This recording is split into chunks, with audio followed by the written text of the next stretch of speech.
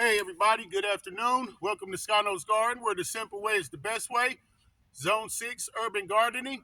It's a beautiful, beautiful day here in the Gym City. More we know, the better we grow. So I want to talk about that soil.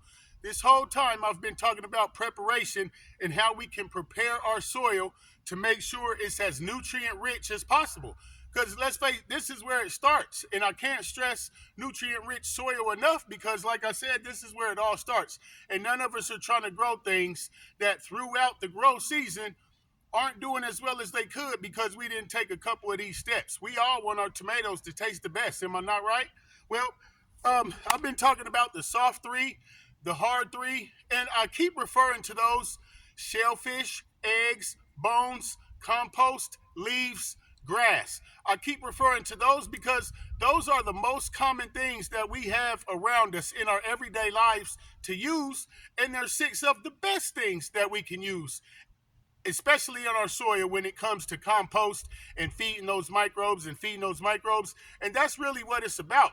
We want to take this time to really, really feed that soil so the microbes, we're really feeding the microbes so the microbes can eat it, recycle it, and recycle it into a way that the plants and the roots of the plants can suck it up. But see, here's the thing. There's many, many things, many plants, different nutrients and ways that we can add to our compost. Just like there's a difference between wood and watermelon rind.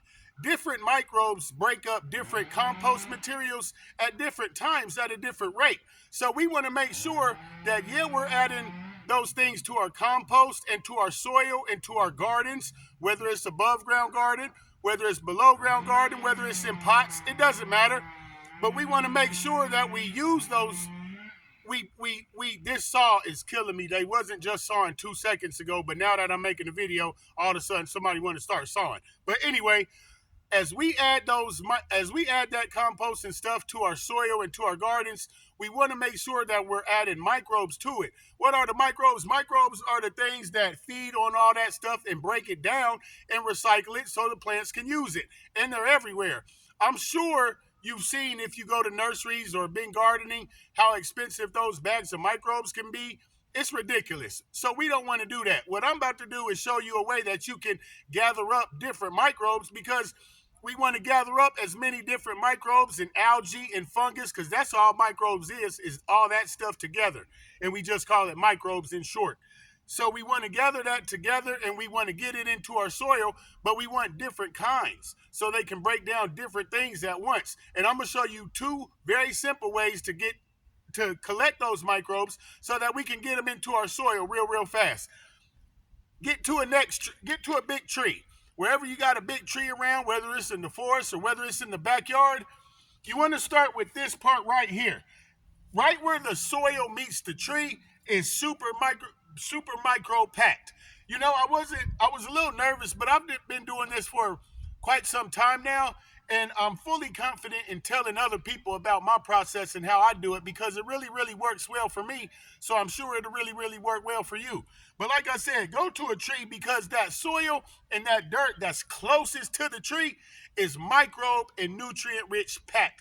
And this is the part that you want to add to your garden soil to make sure your soil is microbe packed, because the more microbes you have in there eating and recycling, the more nutrition that your plants are going to be able to suck up in that soil. So let me just show you real quick.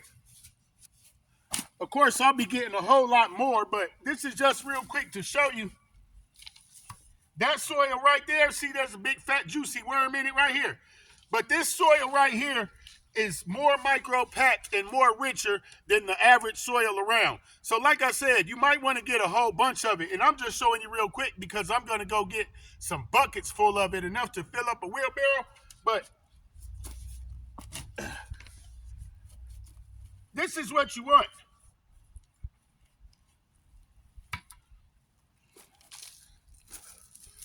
You see that? Real nice and broken down. There's a bunch of earthworm castings, microbes, and everything else you can imagine in this soil right here. So I advise you and urge you to gather up a bunch of it. If you need microbes, this is where you can get it, at the bottom of a tree. And also,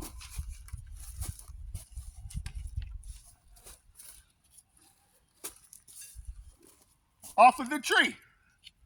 It's called lichen. You ever see that green stuff growing on the side of trees and the different algae and stuff? Well, that's what it is.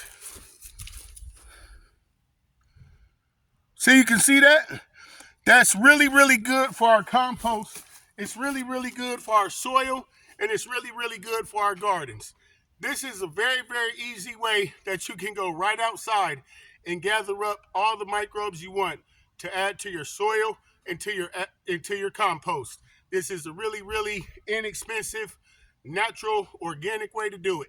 Scano's Garden. Keep gardening and keep growing and collect those microbes.